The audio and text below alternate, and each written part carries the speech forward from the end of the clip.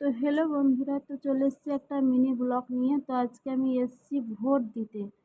তো অনেক দিন পর ভোট দিতে এসেছি, কারণ প্রতি বছর ভোট দিতে যায় না, তো ওরা ভোট নিজে নিজে নিয়ে নেয়।